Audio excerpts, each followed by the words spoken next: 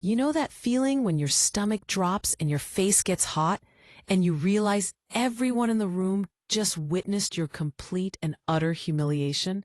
Yeah, that was me, standing in my own dining room on Thanksgiving, holding a sweet potato pie I'd spent 3 hours perfecting, while my mother-in-law's words hung in the air like poison.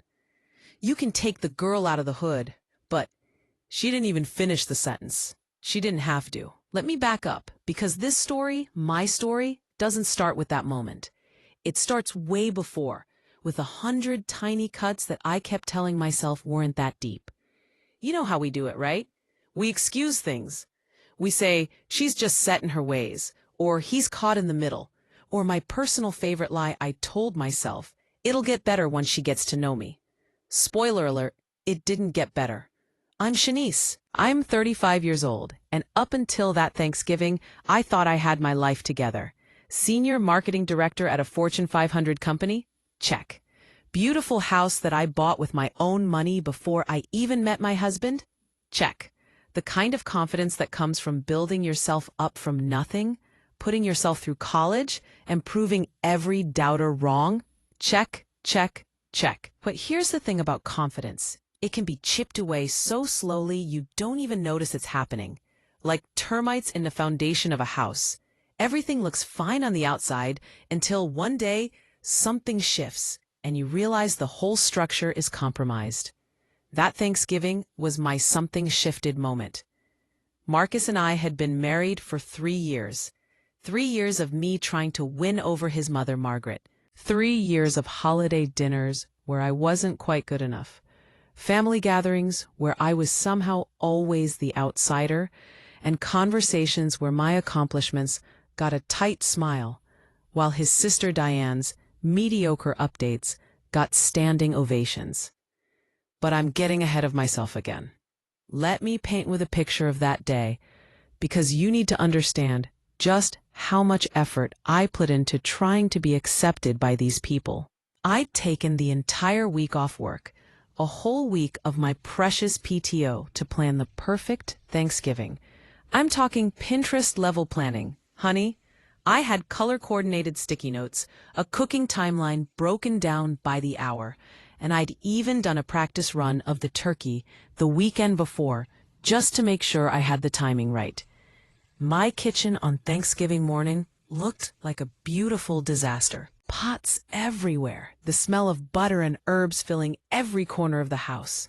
And me in my cute apron, you know, the one with the ruffles that makes you feel like you should have your own cooking show, moving between the stove and the oven like a choreographed dance. I made everything from scratch, and I mean everything. The turkey with my herb butter rub that I'd researched for weeks. Mac and cheese with 3 kinds of cheese and that perfectly crispy breadcrumb top. Collard greens with smoked turkey necks simmered low and slow. Cornbread dressing using my grandmother's recipe, the one she'd written down for me in her shaky handwriting 2 weeks before she passed. Candied yams, green bean casserole. Homemade cranberry sauce because I refuse to serve anything from a can. And that pie. Lord, that sweet potato pie, my grandmother's recipe again, with the secret ingredient she'd made me promise never to tell. It was perfect. Golden crust, silky filling, topped with a cloud of real whipped cream I'd made that morning. I was proud, okay? I wanted Marcus's family to see me, really see me, not as the girl who trapped their son or whatever narrative Margaret had been spinning since day one. I wanted them to see that I was worthy, that I belonged, that their son had chosen well. Marcus came into the kitchen around noon, kissed my cheek and said, "Smells amazing, babe. My family's gonna love this." I believed him. God help me, I actually believed him. They arrived at 2 p.m. Margaret swept in first, because of course she did, wearing head-to-toe cream linen with pearls at her neck. Pearls, to a family Thanksgiving. She looked like she was attending a garden party at the country club, not dinner at her son's house. Her eyes did this thing they always did when she entered my space. They traveled. Across my living room walls, over my furniture, landing on my decorations with the kind of assessment that made me feel like I was being graded, and somehow I always came up short. "Well," she said, her voice dripping with that particular kind of politeness that's actually an insult, "it's cozy in here." Cozy. Such a harmless word, right? Except the way she said it made it clear she meant small, common, not good enough. "Thank you so much for coming, Margaret," I said, my voice warm because I was determined to make this work. "I'm so glad you could make it. Dinner will be ready in about 30 minutes. Can I get you something to drink? I have wine, sparkling cider, sweet tea." "Just water, dear. Tap is fine." She waved her hand dismissively. "I'm sure that's what you're used to anyway." There it was, the first jab of the evening. A little reminder that in Margaret's eyes, I came from nothing, was nothing, and would always be nothing compared to her perfect family. Marcus, standing right next to me, right there, close enough to have heard every word, said absolutely nothing. He just took his mother's coat, kissed her cheek, and asked about the drive over. I swallowed the hurt, added it to the collection of hurts I'd been swallowing for 3 years. Robert, Marcus's father, gave me a kind smile and a genuine "good to see you, Shanice." At least someone in that family had basic manners. Diane came in next with her husband Kevin, and I swear Diane looked almost apologetic, almost, but not enough to actually say anything when her mother started in on me. I brought out appetizers while they settled in the living room. Bacon-wrapped dates with goat cheese, a beautiful charcuterie board I'd arranged myself with 3 types of cheese. Crackers, fruits, and nuts artfully displayed. Stuffed mushrooms with crab and cream cheese. Not exactly hood food, but somehow I knew it wouldn't matter. Margaret picked up one date, examined it like it might be poisonous, and set it back down. "Oh, how interesting," she said. "Did you get these from somewhere, or did you make them?" "I made them," I said, smiling even though my jaw was getting tight.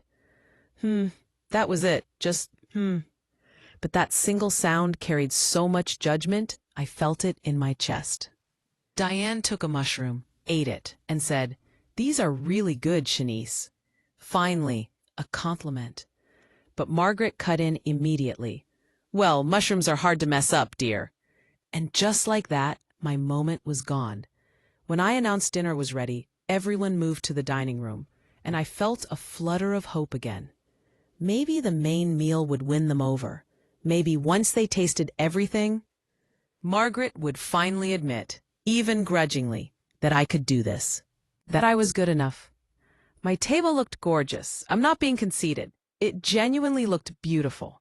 Cream-colored dishes with gold trim that I'd saved up for. Cloth napkins folded into elegant fans, fresh flowers in the center. Candles that I'd carefully arranged. The warm glow of everything together made the room feel magical. My, Margaret said as she sat down, adjusting her pearls. "You certainly went all out. Playing hostess today, are we?" "Playing? Like it was pretend. Like this wasn't my actual house, my actual table, my actual life. I just wanted everything to be nice for you all," I said, my smile starting to feel like a mask I'd glued to my face. Marcus sat down at the head of the table, the head of my table, at my dining set, in my house that I've put the down payment on with my own money before we were even engaged, and grinned at his mother like she'd just said something endearing instead of condescending. That should have been my second warning sign, but I was still in denial, still convinced I could make this work. I brought out the turkey first. 22 pounds of golden brown, herb butter basted perfection. The skin was crispy, the aroma was incredible, and I set it down with pride. Margaret leaned back in her chair slightly, her nose wrinkling just a fraction. "Oh my," she said, "you cooked this yourself?" "Yes, ma'am," I replied. "Everything today is homemade." Well, she tilted her head, studying my beautiful turkey like it was a science experiment. "It looks dry. Robert, doesn't the skin look dry to you?" My heart sank a little, but Robert, bless him, just shrugged and said, "Looks fine to me, Margaret. Looks real good, actually." But she wasn't done. As I brought out each dish, Each dish I'd labored over with love and care. She had something to say about all of it. The mac and cheese was very rich. The way she said it made rich sound like a moral failing. The collard greens were interesting. You certainly like your seasoning, don't you? Translation: too much flavor for her bland palate. The cornbread dressing made her actually pause, fork in midair, and ask, "Did you follow a real recipe for this, or did you just wing it?" Wing it. Like I was some amateur who didn't know my way around a kitchen. Like my grandmother's legacy recipe that had been passed down for 3 generations was something I'd just thrown together. I felt each comment like a slap, but I kept smiling, kept serving, kept pretending that my feelings weren't being systematically crushed at my own dinner table. Marcus ate everything with enthusiasm, and for a moment I thought maybe he'd say something. Maybe he'd defend the food, defend me, tell his mother she was being rude. He didn't. He just ate and nodded and occasionally said, "This is good, babe," between bites, while completely ignoring the fact that his mother was dismantling my efforts piece by piece. But then came the moment, the one that changed everything. I'd gone back to the kitchen to get dessert. My sweet potato pie, the one I'd been most excited about, the one that had turned out absolutely perfect. I was walking back toward the dining room, pie in hand, practicing my presentation in my head. This is my grandmother's recipe. When I heard Margaret's voice. She wasn't even trying to be quiet anymore. "I just don't understand what Marcus sees in her." I froze, literally stopped moving, standing just outside the dining room entrance where they couldn't see me, but I could hear every single word. "I mean, she tries. I'll give her that," Margaret continued, her voice dripping with false generosity. "But this whole thing," I could hear her gesture, probably waving her hand dismissively at my table, my food, my home. "It's like watching the help try to play house. You can take the girl out of the hood, but—" The sentence hung there, unfinished but completely clear. My hands started shaking. The pie wobbled slightly on the platter, and I had to grip it tighter to keep from dropping it. I stood there, frozen, waiting. Waiting for Diane to say something, waiting for Robert to defend me, waiting desperately for my husband, to speak up. And then I heard it. Marcus laughed. Not a nervous laugh, not an uncomfortable, "Oh, Mom, come on," kind of laugh that might signal he was about to shut her down. A genuine, full, amused laugh, like his mother had just delivered the punchline to the funniest joke he'd ever heard. "Ma, you're terrible," he said, and I could hear the grin in his voice. Affectionate, indulgent, like she was a lovable scamp instead of a woman who just publicly humiliated his wife. Something inside me cracked, actually cracked, like ice breaking apart. I forced myself to move, walked into that dining room on autopilot, and set the pie down on the sideboard with hands that were shaking so badly. I'm amazed I didn't drop it. "Excuse me," I said quietly. Nobody looked up. Nobody asked if I was okay. Nobody followed me as I walked out of that room, down my hallway, and into my bedroom. I closed the door, sat on the edge of my bed, and stared at my hands. They were trembling. My whole body was trembling, but not from cold or fear. From rage. From hurt so deep it felt like drowning. From the sudden, crystal-clear realization that I'd been accepting scraps of respect in my own marriage, and I'd been convincing myself those scraps were enough. This wasn't new. I could see that now. Margaret had always been cold, always made her little comments, always treated me like I wasn't good enough, wasn't the right class, wasn't the right kind of woman for her precious son. But Marcus? His response was the real betrayal. He'd laughed while his mother called me the help. He'd co-signed her disrespect with his silence, with his amusement, with his complete and utter failure to protect me. How many times had I made excuses for him? He's caught in the middle. He doesn't want to upset his mother. It'll get better. How many times had I convinced myself that I was the one being too sensitive? Sitting there on my bed, the bed I'd bought, in the house I'd paid for, after making the dinner I'd slaved over, I finally understood something important. I wasn't the problem. I'd never been the problem. I pulled out my phone. My hands were steadier now, fueled by a clarity I hadn't felt in years. And I called my lawyer. Monica picked up on the third ring. "Shanice, girl, it's Thanksgiving. Why are you calling me?" "Wait." Her voice shifted immediately, that attorney instinct kicking in. "What happened?"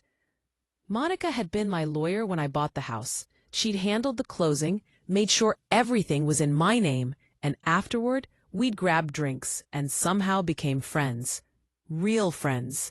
The kind who text memes at 2 a.m. and know each other's Starbucks orders. "I need to know my options," I said, my voice surprisingly steady. "For a divorce."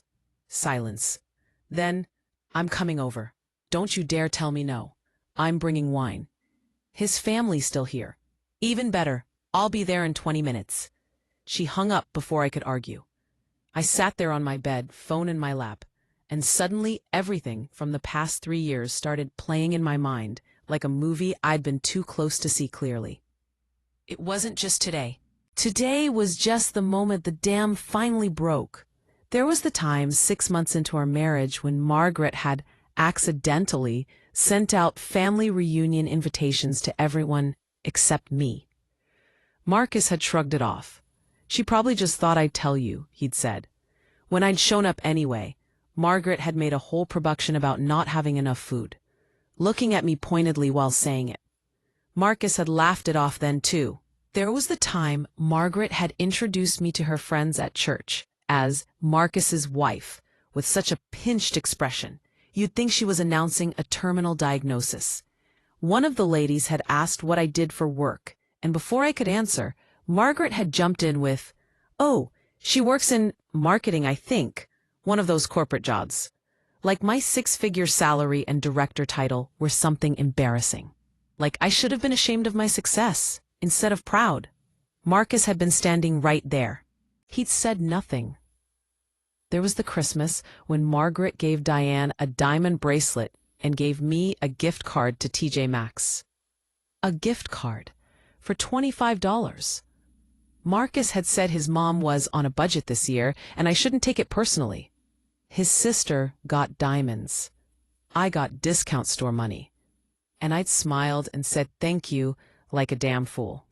There was a time we'd announced we were buying a house, this house, and Margaret had actually asked Marcus in front of me if he was sure about making such a big financial decision with her.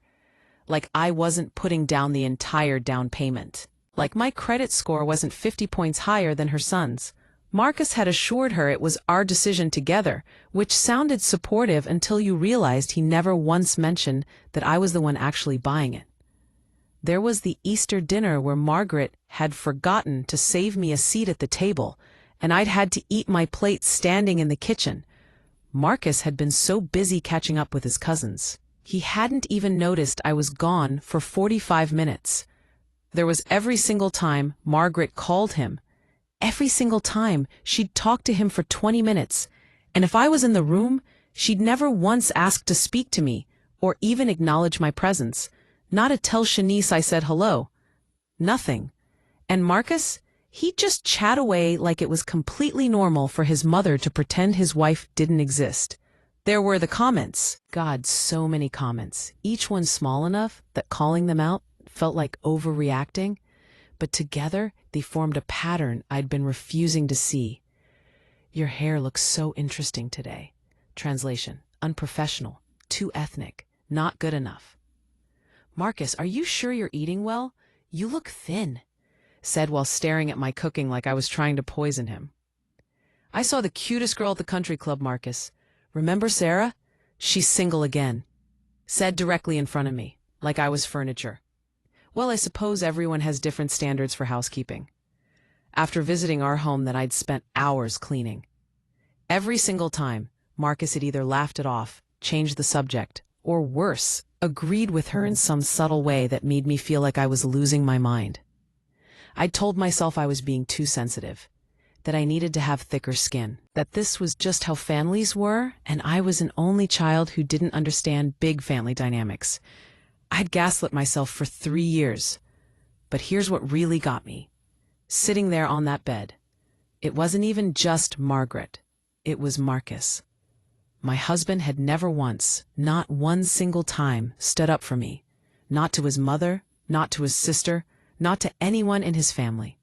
I'd been waiting for 3 years for him to choose me, to protect me, to put his foot down and say, "That's my wife, and you will respect her."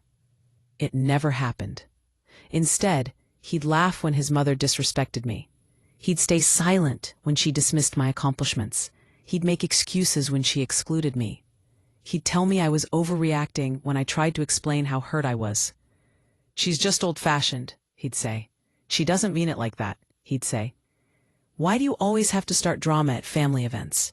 He'd say, that last one. That one had come out 3 months ago, after Margaret's birthday party, where she'd given a whole speech thanking everyone in the family by name. Everyone except me.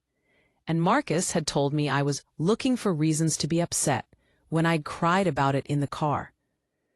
I'd been so focused on winning Margaret over, on proving I was good enough, on trying to make this family accept me, that I'd completely missed the real problem. He never had. And somewhere along the way, I'd started to believe maybe they were right. Maybe I wasn't good enough.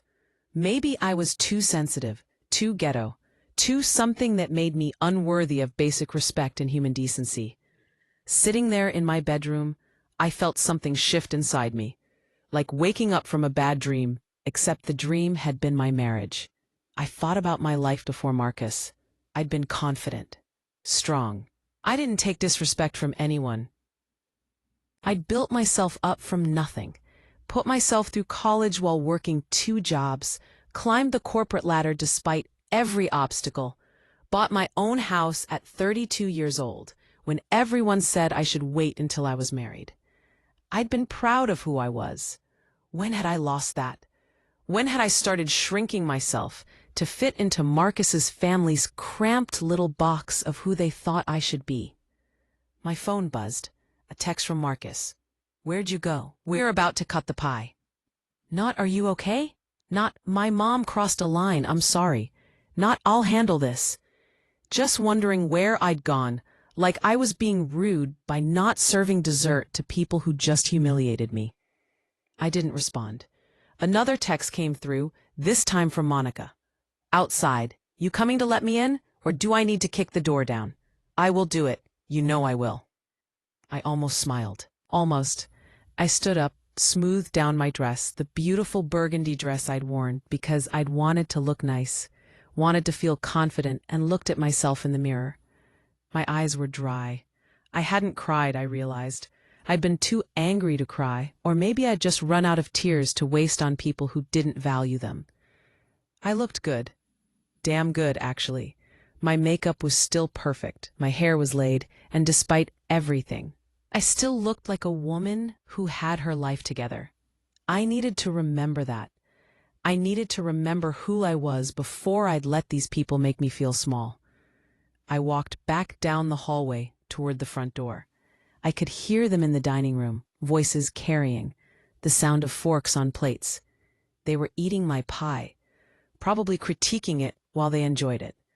I didn't go in there. I walked straight past the dining room to the front door and opened it. Monica stood there in jeans and a Howard hoodie, her locks pulled back in a ponytail, holding 2 bottles of wine and looking ready for war. "Where is he?" she asked immediately. "Dining room, with his family." She studied my face. "You're too calm. That's either really good or really bad." "I'm done, Monica, and actually done this time." "Okay." She stepped inside, set the wine bottles on my console table, and hugged me. Hard. The kind of hug that says, "I got you," without needing words. I let myself lean into it for just a moment, just long enough to remember what support actually felt like. "Shanice?" Marcus's voice called from the dining room. "Who's at the door?" Monica pulled back, raised one eyebrow at me. "You want me to handle this, or you want to?" For 3 years, I'd let things slide. I'd kept the peace. I'd been the bigger person.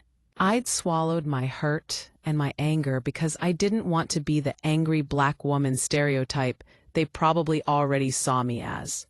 But you know what? I was angry. I had every right to be angry, and I was done performing for people who would never appreciate the show. I got it, I told Monica. I walked into that dining room with my head high. They were all still sitting there, plates of my food in front of them, my pie half eaten. Margaret had a fork raised to her mouth, actually enjoying the dessert she'd probably been about to criticize.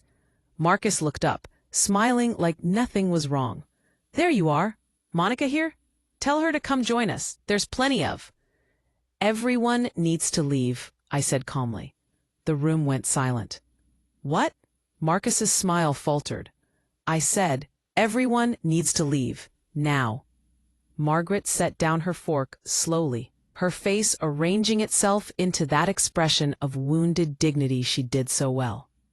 "Well, I see we've overstayed our welcome." "No, Margaret," I said, looking directly at her for the first time all day without trying to hide what I was feeling. "You were never welcome to begin with.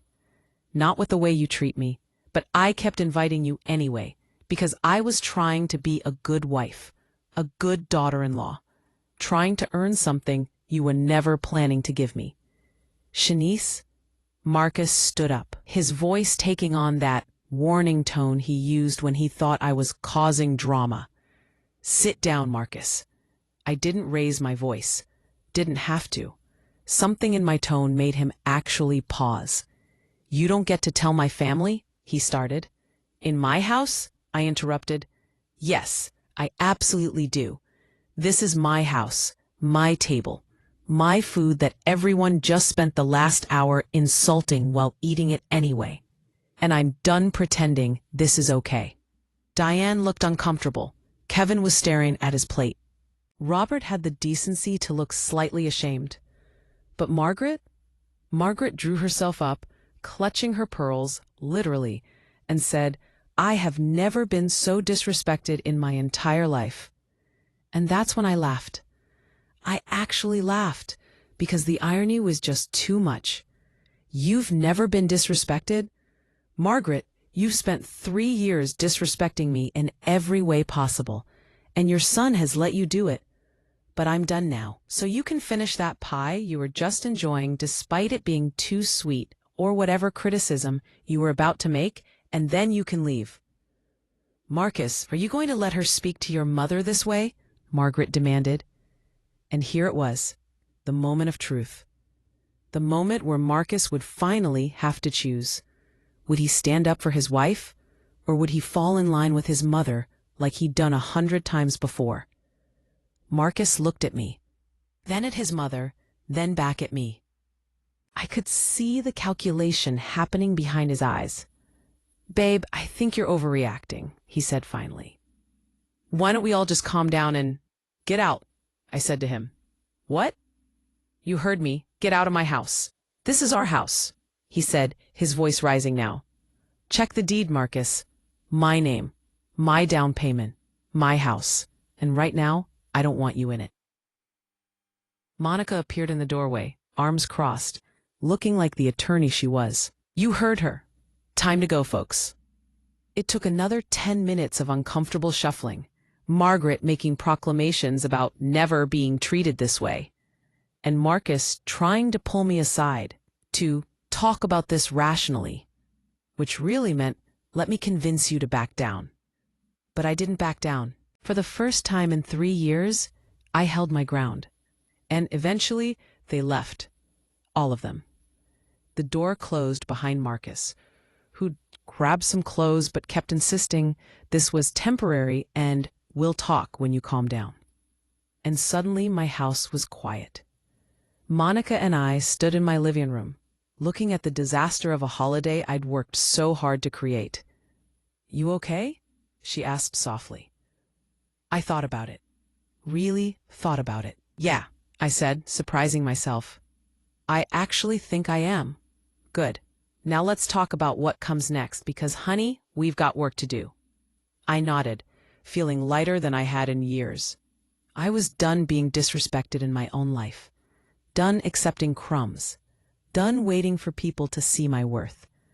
It was time to show them what happens when you push a woman like me too far. It was time for them to learn exactly who they'd been underestimating this whole time. Monica and I sat at my kitchen island, the one I'd spent all morning cooking on, with both bottles of wine open and my laptop between us.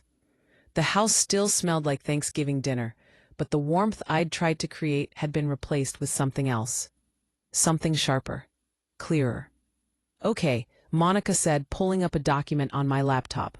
Let's take strategy. First question, are you sure? Like really, completely sure? Because once we start this process, it's going to get messy. I took a sip of wine and nodded. I've never been more sure of anything in my life. Good. Then let's talk about what you're working with. Because baby, you are working with a lot more than he is. And we need to make sure you protect every single bit of it. She wasn't wrong. Over the next hour, we laid it all out on paper, and seeing it in black and white made something very clear.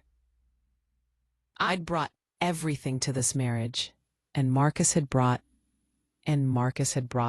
something. Well, mostly debt and audacity. The house, mine. I bought it 2 years before we even got engaged. The deed was in my name only because my accountant, bless her, had advised me to keep it that way just in case. At the time, I'd felt guilty about it, like I was planning for failure. Now I wanted to send that woman a gift basket. My car, paid off, in my name. I'd bought it outright with a bonus from work. Marcus's car, leased. And I'd co-signed on it because his credit was going through a rough patch. That rough patch had been going on for 3 years now. My 401k and investment accounts, substantial. I'd been maxing out my contributions since I was 25. Marcus's retirement? He'd cashed out his 401k before we met to invest in a business opportunity that never materialized. Our joint checking account? I'd been putting in 60% of my paycheck. Marcus had been putting in whatever was left after he sent money to his mother every month. Yes, you read that right. My husband had been sending his mother $500 a month while I paid most of our bills. I found out about that little arrangement 6 months ago when I'd noticed the recurring transfers. When I'd asked him about it, he'd gotten defensive. She's my mother, Shanice. She raised me by herself. I'm not going to let her struggle. Never mind that Margaret lived in a paid-off house, had a government pension, and spent more on her hair appointments than I spent on groceries. But sure, she was struggling. The good news, Monica said, tapping her pen against her legal pad, is that Georgia is an equitable distribution state, not community property. And since you owned the house before marriage and kept it in your name, that's completely yours. Your premarital accounts? Yours. Your car? Yours. And the bad news? Anything acquired during the marriage gets divided equitably. Not necessarily equally, but fairly. That joint account, any shared debts, and unfortunately that car you co-signed on, those are going to be negotiations. I thought about that lease. The BMW Marcus had insisted he needed because image matters in sales. The BMW I was making payments on because he kept coming up short on his half. Can I get my name off that lease? Monica made a note. We'll try. Worst case, we argue that since he's the primary driver and it's essential to his work, it should be his responsibility going forward. But Shanice? She looked up at me seriously. The car is the least of my concerns. What I need to know is he going to fight you on this? I thought about Marcus. About the man I'd married who'd promised to love and cherish me. The man who'd let his mother disrespect me for 3 years without saying a word. The man who'd laughed when she called me the help. Yeah, I said quietly. He's going to fight. His ego won't let him do anything else. Then we fight back. And honey, we fight to win. Monica stayed until almost midnight. By the time she left, we had a plan. A real, concrete, take-no-prisoners plan that made me feel something I hadn't felt in years. Powerful. Step 1 was already done. Marcus was out of the house. Step 2 would happen first thing Monday morning. I was filing for divorce. But step 3? Step 3 was where things got interesting. I spent the rest of the weekend in what I can only describe as a productive rage. The kind of anger that doesn't make you break down, it makes you level up. Friday morning, I woke up early and did something I hadn't done in months. I went to the gym. Not because I needed to change anything about my body, but because I needed to remember what it felt like to be strong. I spent an hour on the treadmill, running like I was leaving something behind. Because I was. After the gym, I went to the salon, got my hair done, treated myself to a mani-pedi, the works. The woman doing my nails asked if I had something special planned, and I smiled and said, "You could say that. I'm getting my life back." She'd laughed, but I was dead serious.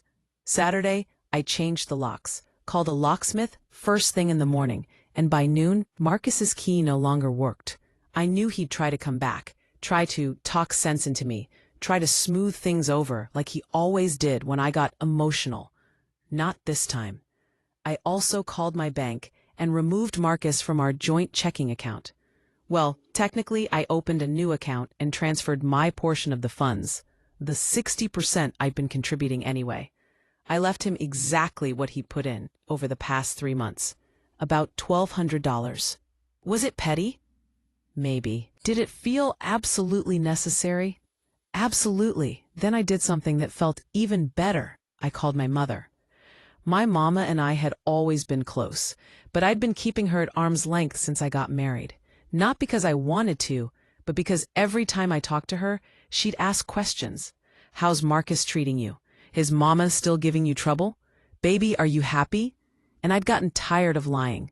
But now I could tell her the truth. Mama, I left Marcus. Silence on the other end. Then, thank you, Jesus. I've been praying for you to wake up for 2 years now. I laughed, surprised. You never said anything. Baby, you weren't ready to hear it, but I saw it. Every holiday you came home looking more tired, more worn down. That man and his mama were draining the light right out of you, and you were letting them do it. Hearing my mother say what I'd been afraid to admit to myself broke something loose in my chest. I cried then, finally. Not sad tears, but relief tears. The kind you cry when you finally stop carrying something heavy. I'm proud of you, Mama said. Now what do you need from me? Just, can you come visit next weekend? I could use my mama. I'll be there Friday night. And baby, you're going to be just fine. Better than fine. You're going to remember who the hell you are. She was right. Sunday night, Marcus started blowing up my phone. 37 calls. 42 text messages. Each one progressively more desperate and then angry. Babe, we need to talk about this. You're being ridiculous. My key doesn't work. Did you change the locks? This is my house too. You can't just kick me out. My mother is very upset. We took vows, Shanice. Fine, be childish, but you're going to regret this. I'm coming over tomorrow. We're going to talk about this like adults. I didn't respond to a single message. Instead, I screenshot every text where he got aggressive or threatening and sent them to Monica with a note for the file. She responded immediately. Perfect. Keep him coming. He's building our case for us. Monday morning, I woke up at 6 a.m., put on my best power suit, the burgundy one that made me feel like I could run the world, and went to work like nothing had happened. 'Cause here's the thing. I was good at my job.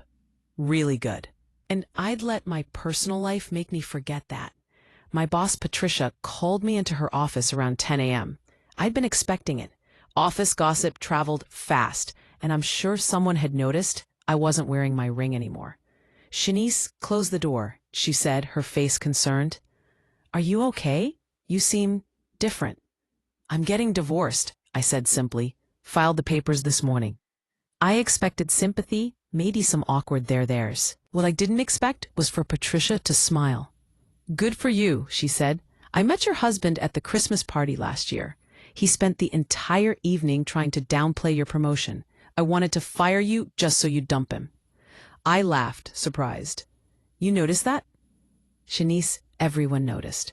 We've all been watching you dim your light for the past few years, and it's been painful to see. You're brilliant. One of the best directors I've ever worked with, and I've been waiting for you to remember that. She paused, then pulled out a folder from her desk. I was going to wait until the end of the quarter to have this conversation, but given the circumstances, how would you feel about a promotion?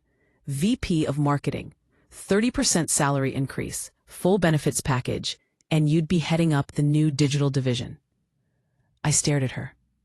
Are you serious? Completely. You've earned it 10 times over. The only reason I hadn't offered sooner was because you seemed distracted, stretched thin. But the woman who walked into my office today, she looks like she's ready to take on the world. I thought about Margaret saying I was just the help playing house. I thought about Marcus dismissing my career like it was a cute hobby. I thought about 3 years of making myself smaller so other people could feel bigger. Paya. I accept, I said. Good. We'll announce it next Monday. And Shanice, welcome back. We missed you.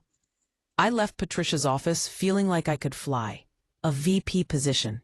I'd been working toward this for years, but I'd convinced myself I wasn't ready, that I needed to wait, that I shouldn't push too hard because Marcus felt insecure about me out-earning him. Screw that. I spent my lunch break at Monica's office, signing divorce papers. She'd worked fast. Everything was ready to file. Okay, she said, walking me through each document. We're filing on grounds of irreconcilable differences. Simple, clean, no drama. We're asking for a division of marital assets, which in this case is basically just that joint account, and we're requesting that he assume full responsibility for his car lease. What about spousal support? I asked. My mama and I had always been close, but I'd been keeping her at arm's length since I got married. Not because I wanted to, but because every time I talked to her, she'd ask questions. How's Marcus treating you? His mama still giving you trouble? Baby, are you happy? And I'd gotten tired of lying. But now I could tell her the truth. Mama, I left Marcus. Silence on the other end. Then, thank you, Jesus. I've been praying for you to wake up for 2 years now. I laughed, surprised. You never said anything. Baby, you weren't ready to hear it. But I saw it. Every holiday you came home looking more tired, more worn down. That man and his mama were draining the light right out of you, and you were letting them do it. Hearing my mother say what I'd been afraid to admit to myself broke something loose in my chest. I cried then, finally. Not sad tears, but relief tears. The kind you cry when you finally stop carrying something heavy. I'm proud of you, Mama said. Now what do you need from me? Just, can you come visit next weekend? I could use my mama. I'll be there Friday night. And baby, you're gonna be just fine. Better than fine. You're gonna remember who the hell you are. She was right. Sunday night, Marcus started blowing up my phone. 37 calls, 42 text messages, each one progressively more desperate and then angry. Babe, we need to talk about this. You're being ridiculous.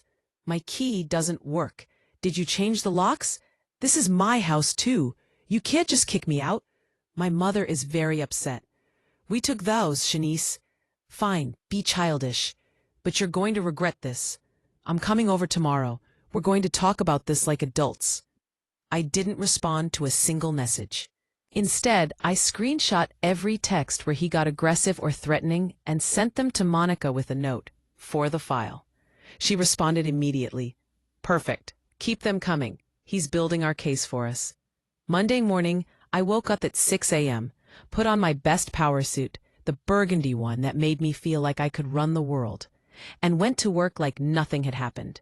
Because here's the thing, I was good at my job, really good, and I'd let my personal life make me forget that. My boss, Patricia, called me into her office around 10 a.m. I'd been expecting it. Office gossip traveled fast, and I'm sure someone had noticed I wasn't wearing my ring anymore. Shanice, close the door, she said, her face concerned. Are you okay? You seem different. I'm getting divorced, I said simply. Filed the papers this morning.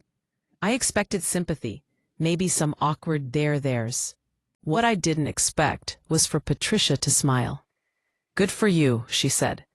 "I met your husband at the Christmas party last year. He spent the entire evening trying to downplay your promotion.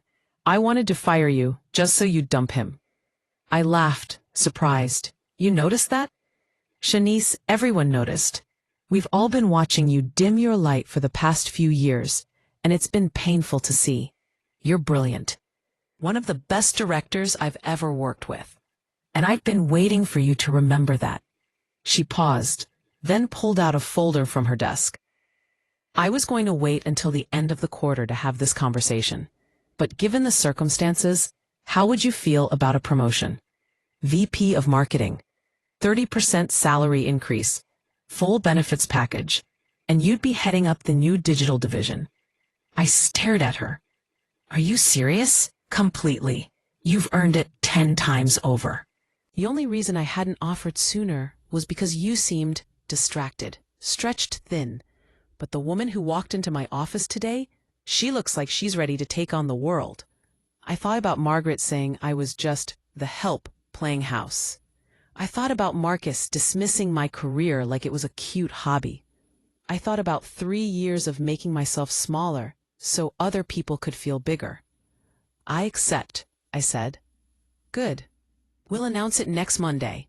And Shanice, welcome back. We missed you." I left Patricia's office feeling like I could fly. A VP position. I'd been working toward this for years, but I'd convinced myself I wasn't ready, that I needed to wait, that I shouldn't push too hard because Marcus felt insecure about me out-earning him. Screw that. I spent my lunch break at Monica's office, signing divorce papers. She'd worked fast. Everything was ready to file. "Okay," she said, walking me through each document. "We're filing on grounds of irreconcilable differences. Simple, clean, no drama. We're asking for a division of marital assets, which in this case is basically just that joint account. And we're requesting that he assume full responsibility for his car lease." "What about spousal support?" I asked. Monica grinned. "That's the beautiful part. Given that you significantly out-earned him throughout the marriage, technically he could ask for alimony, but I'm betting Marcus's ego won't let him do that. He's going to want to prove he never needed your money, even though we both know he absolutely did. And if he does ask for it, then we bring up those monthly payments to his mother, the minimal contributions to household expenses, and the fact that he's gainfully employed with no reason he can't support himself. But I don't think it'll come to that. Men like Marcus would rather struggle than admit they need help from their ex-wife." She was probably right. Marcus had a lot of flaws, but his pride was Olympic level. "There's one more thing," Monica said, her expression getting serious. "I need you to prepare yourself for how he's going to react to being served.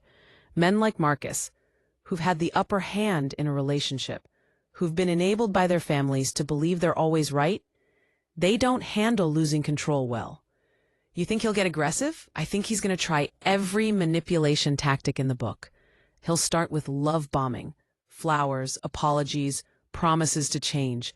When that doesn't work, he'll try guilt. How could you break up our marriage? What will people think? We took vows. Then he'll get his family involved to pressure you.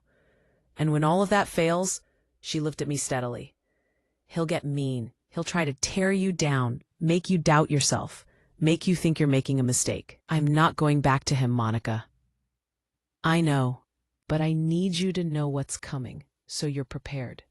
And I need you to promise me something.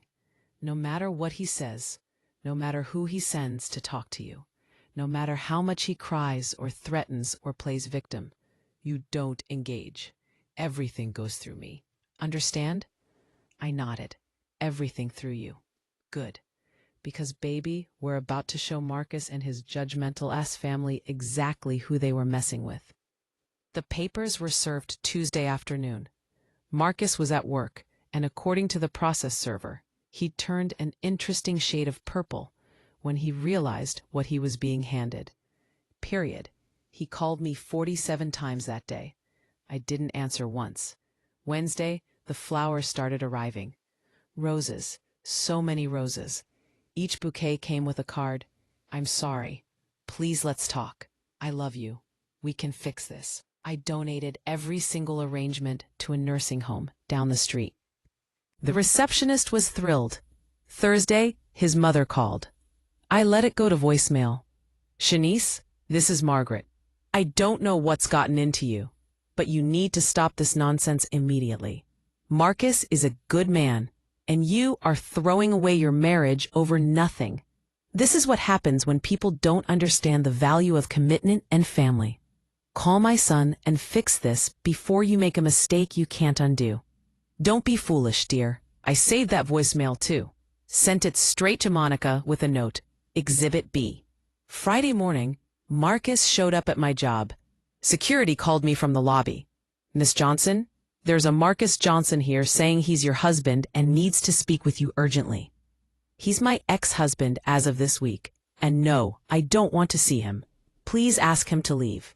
He's refusing, ma'am. Should we call the police? I thought about it. Part of me wanted to march down there and tell him off myself. But Monica's voice echoed in my head. Don't engage. Yes, I said. Call the police.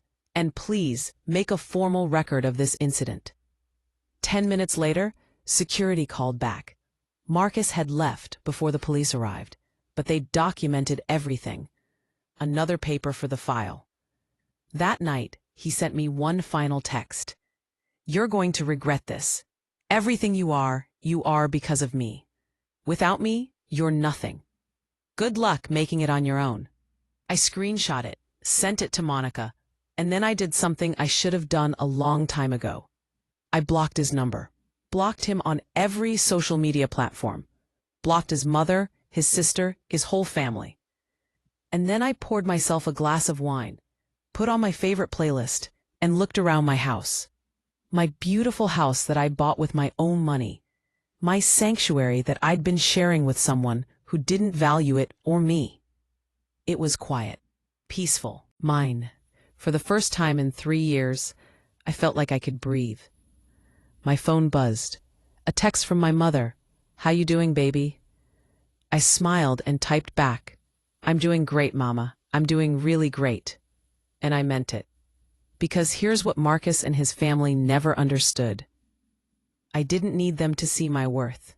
I didn't need their approval or their acceptance or their validation. I'd built my life from the ground up. I'd put myself through college. I'd climbed the corporate ladder. I'd bought a house, saved for retirement, and created a life I was proud of. All before Marcus. All without Marcus. And now, all after Marcus. They'd treated me like I was lucky to be part of their family. Like I should be grateful they'd accepted someone like me. But the truth that was becoming clearer every single day, was that Marcus had been lucky to have me, and he'd thrown it away because he was too weak to stand up for his wife. Too comfortable letting his mother run his life. Too willing to sacrifice my dignity to keep the peace. That was his loss, not mine. Saturday morning, I woke up early and did something I hadn't done since before I got married. I called my girls, my real friends, the ones I'd slowly drifted away from because Marcus always had some comment about them being too loud or bad influences. Girls' trip, I announced when they all got on the group video call. Next month, somewhere warm, somewhere expensive, my treat. The screaming was immediate and enthusiastic. Finally, my best friend Tasha shouted, "We've been waiting for you to leave that man for 2 years. Why didn't you say anything?" I asked. "Baby, we tried, but you weren't ready to hear it. We figured you'd either wake up or we'd have to plan a very detailed murder." I'm glad you woke up. I look terrible in orange. Plus, we laughed until we cried, and it felt like coming home to myself. Sunday, I went to church for the first time in months. Not Margaret's church, where everyone would whisper and stare. My church, but one I'd grown up in, where people knew me and loved me for exactly who I was. When the pastor gave the altar call and talked about letting go of things that no longer serve you, about having the courage to walk away from situations that diminish your light, I felt like he was speaking directly to me. I didn't go up to the altar. I didn't need to. I'd already made my offering. I'd already let go. I'd already chosen myself. That evening, I sat down at my kitchen table with a journal Monica had given me. "Write it all out," she'd said. "Everything you're feeling. Everything you want from this next chapter. Make it real." So I did. I wrote about the promotion I'd accepted, about the woman I'd been before I'd started shrinking myself, about the life I wanted to build, a life where I never apologized for taking up space, where I never dimmed my light to make someone else comfortable, where I surrounded myself with people who celebrated my success instead of feeling threatened by it. Space. I wrote about the house I'd continue to live in, the career I'd continue to build, the friendships I'd prioritize. I wrote about traveling more, laughing louder, saying no without guilt, and saying yes to things that scared me in the best way. I wrote about finding love again someday, real love, the kind that supports and protects and cherishes, the kind that stands up for you when someone calls you the help, the kind that sees your worth and reflects it back to you. But mostly, I wrote about the love I was finally giving myself. The love I'd been withholding while I poured all my energy into earning love from people who were never going to give it. I was done performing, done auditioning, done trying to prove I was worthy of basic respect and decency. I already knew I was worthy. I'd always been worthy, and anyone who couldn't see that, anyone who would sit by and watch me be disrespected, diminished, and dismissed, they didn't deserve me. Not my time, not my energy, not my love, and sure as hell, not my sweet potato pie. I closed the journal and looked around my kitchen. Tomorrow, I'd start fresh, start building the life I actually wanted, not the life I thought I was supposed to want. But tonight I was going to sit in my own house, in my own peace, and just be. Be proud, be free, be whole. Be exactly who I'd always been before I'd let anyone make me feel like I needed to be less. I raised my wine glass to the empty room. "Here's to new beginnings," I said out loud. "Here's to knowing my worth. And here's to never, ever settling for less than I deserve again." The house was quiet, but for the first time in years, that silence felt like a blessing instead of a void. I was alone, but I wasn't lonely. I was just finally, beautifully, powerfully myself again. And that was worth celebrating.